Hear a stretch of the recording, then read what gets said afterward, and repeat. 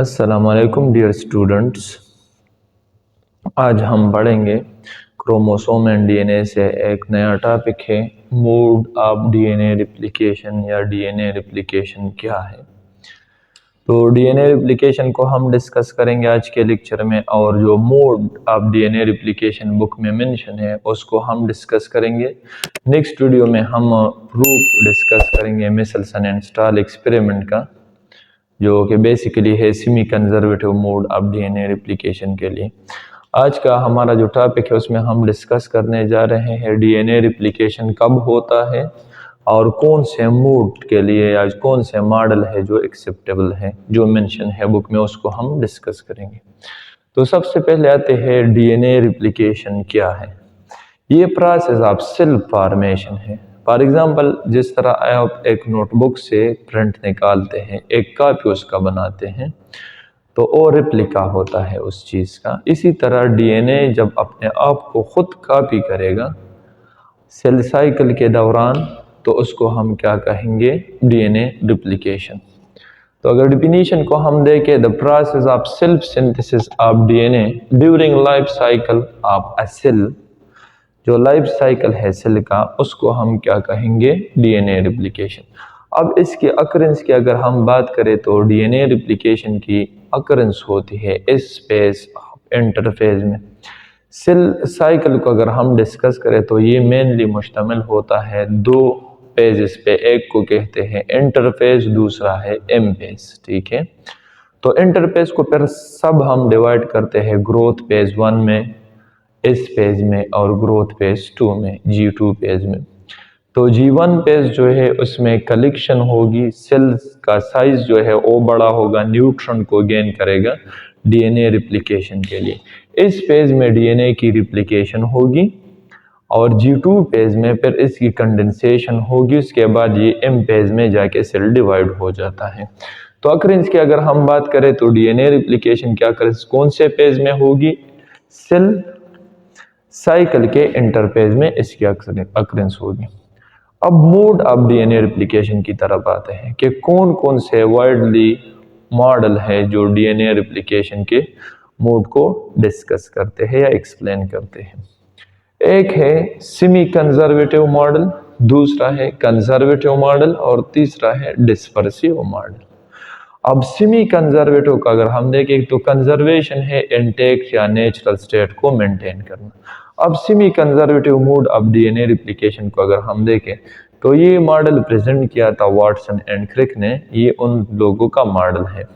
Watson and Crick's के मुताबिक इस मॉडल को अगर देखें तो डीएनए डबल स्ट्रैंडेड हेलिक्स है, उसको वो पहले अनवाइंड होगा। जब अनवाइंड होगा तो इसके साथ साथ न्यू डॉटर डीएनए बनेंगे। ये है semi conservative mode of DNA replication. दूसरा है conservative mode of DNA replication. For example, अगर इसको हम देखें तो ये सेमी कंजर्वेटिव है, ये पेरेंटल डीएनए है, ये अनवाइंड होगा। जब अनवाइंड होगा तो ये फॉरवर्ड बेस में जाएगा, ये स्ट्रैंड रिप्लिकेशन के दौरान, ये लेजिंग स्ट्रैंड इसको कहते हैं। ऊपर हम डीएनए रिप्लिकेशन का जो मैकेनिज्म है, जो प्रोसेस है, उसमें हम डिस्कस करेंगे। तो ये दो डॉटर स्ट्रैंड बनेंगे। तो डॉटर स्ट्रैंड में एक कंजर्व फॉर्म में पेरेंटल आ जाएगा, ठीक है, और दूसरा स्ट्रैंड जो है वो न्यूली सिंथेसाइज्ड होगा।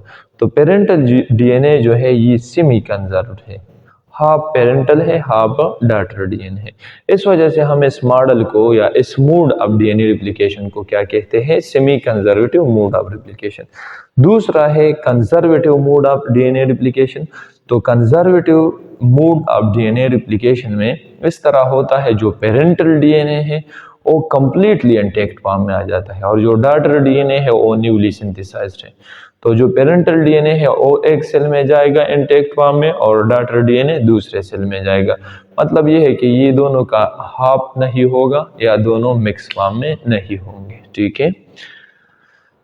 फिर इसके बाद आ जाता है dispersive mode of DNA replication. Dispersive में क्या है, dispersive mode of DNA replication में पहले पेरेंटल जो डीएनए है वो डिस्पर्स होगा, वो फ्रेगमेंट में डिवाइड होगा, छोटे छोटे फ्रेगमेंट में, और उन फ्रेगमेंट के साथ नए न्यूक्लियोटाइड लग के नया डीएनए बनाएंगे। तो इस मोड ऑफ डीएनए रिप्लिकेशन को फिर हम क्या कहते हैं, dispersive mode of DNA replication. थोड़ा सा इसको डायग्रामेटिकली समझते हैं। फॉर एग्जांपल अगर हम डिस्पर्सिव को देखें तो इस मॉडल के बेस पे डीएनए पहले कंप्लीटली डिस्पर्स हो जाता है इनटू फ्रेगमेंट्स, फिर इसके बाद न्यू न्यूक्लियोटाइड उस फ्रेगमेंट को बाइंड करते हैं। जब बाइंड होंगे तो जो डॉटर डीएनए होगा वो दोनों का मिक्स होगा। तीनों मॉडल को डायग्रामेटिकली समझ लेते हैं। फॉर एग्जांपल ये semi conservative mode of DNA replication है, ये हमारे साथ पेरेंटल डीएनए है। तो डीएनए की अनवाइंडिंग किस तरह होती है, इसको हम कहते हैं अनजिपिंग।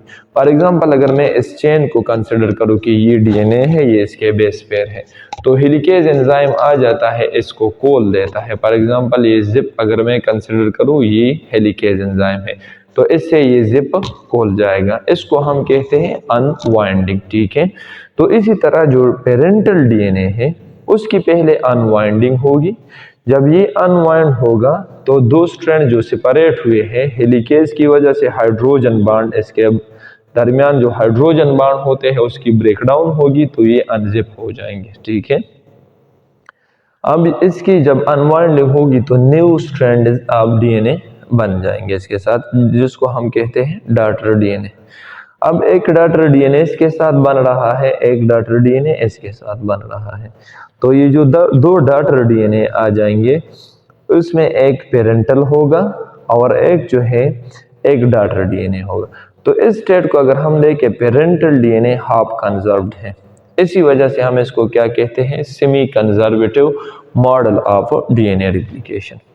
इसी तरह अगर conservative model of DNA replication को देखें तो conservative mode of DNA replication में पेरेंटल डीएनए एस्टेब्लिश होगा और न्यू डॉटर डीएनए इसके साथ बनेंगे। फॉर एग्जांपल ये पेरेंटल डीएनए था, पहले ये एस्टेब्लिश होगा, एस्टेब्लिशमेंट के बाद इसके साथ न्यू डॉटर डीएनए बनेंगे। जब रिप्लिकेशन कंप्लीट हो जाएगी तो जो पेरेंटल डीएनए है ये कंप्लीटली एक साइड पे हो जाएगा और जो डॉटर डीएनए है वो कंप्लीटली दूसरे साइड पे हो जाएगा। फॉर एग्जांपल इसके साथ ये डीएनए बन गया है, तो इस डॉटर डीएनए में इस पेरेंटल का कोई कंपोनेंट नहीं होगा।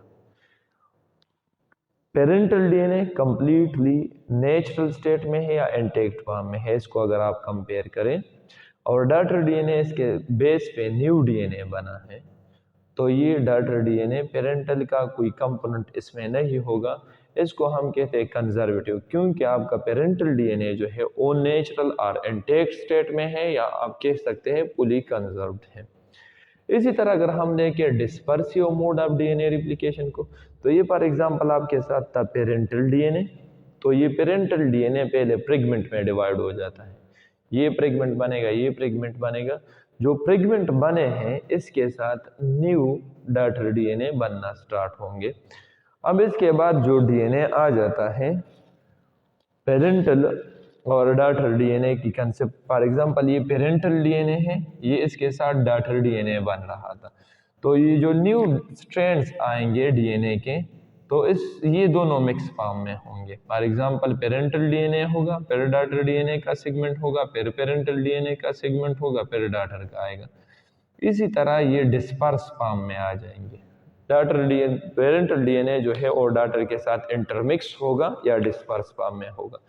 तो इसको अगर देखें, ये मैंने मेंशन किया है, ये डॉटर डीएनए वाला पोर्शन है, इसके बाद ये पेरेंटल डीएनए वाला पोर्शन है, इसके साथ ये डॉटर डीएनए आ रहा है, इसके बाद फिर पेरेंटल फिर डॉटर। तो इस मोड ऑफ डीएनए रिप्लिकेशन को हम क्या कहते हैं, dispersive mode of DNA replication.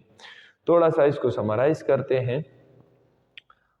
DNA आज का हमारा टॉपिक था, डीएनए रिप्लिकेशन क्या है। तो DNA replication self synthesis of DNA था, डीएनए का अपने आप से कॉपी निकालना during life cycle of a cell, इसको हम क्या कहते हैं, डीएनए रिप्लिकेशन। ऑकरेंसेस की होती है एस फेज ऑफ इंटरफेज में। थ्री वर्ड एक्सेप्टेबल मॉडल है इसके, एक है सेमी कंजर्वेटिव मॉडल। तो सेमी कंजर्वेटिव मॉडल में आपका जो डॉटर डीएनए है एक सेगमेंट उसका होगा, एक पेरेंटल का होगा, इसको हम क्या कहते हैं, रिप्लिकेशन के बाद इसको हम कहते हैं सेमी कंजर्वेटिव मोड। इसके बाद आ जाता है कंजर्वेटिव मॉडल। तो